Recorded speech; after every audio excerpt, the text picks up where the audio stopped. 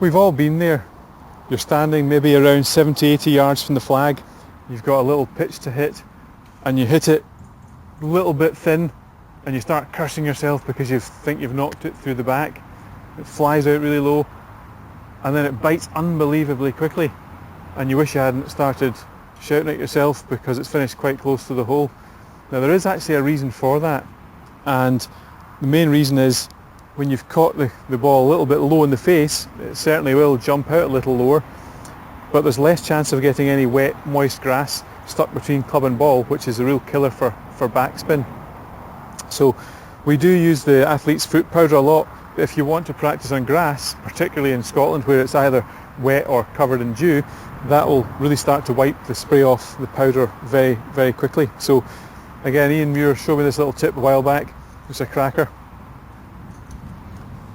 Get yourself a little blue tack and again just pop it somewhere along the club face.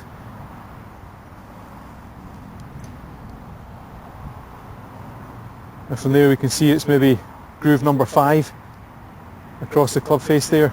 The trick is to try and strike the ball bottom 1-2 grooves, and from there it will jump out a little low and it will have a lot more backspin.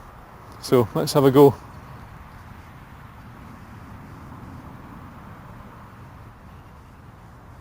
And we should also be able to see with the residue on the club face here. Real hard clipped sound there. Should be able to see there just a little. And we're on a teeing ground here, so the grass is fairly short. But you'll see just that little bit of grass, one fractional bit of grass stuck in the club face there, and that was all.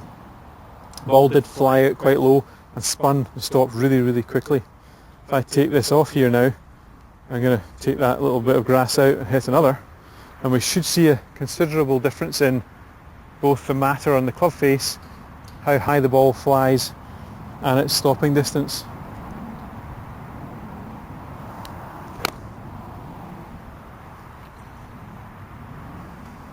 So much higher flight there, and we can see a heck of a lot of matter on the club face here.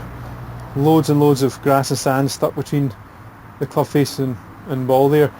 The sand isn't really stuck between club face and ball.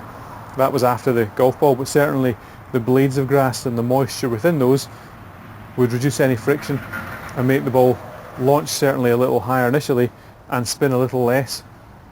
So if you ever hit shots which don't spin like you'd expect them to, have a little look at the club afterwards, and if you see heaps and heaps of grass trapped between the two, certainly playing off lush wet stuff as we do in the west of Scotland, that's possibly a reason why. So practice a little on the range. If you can, clip just enough under the middle of the ball so it shoots out lower, spins more. Enjoy the spin.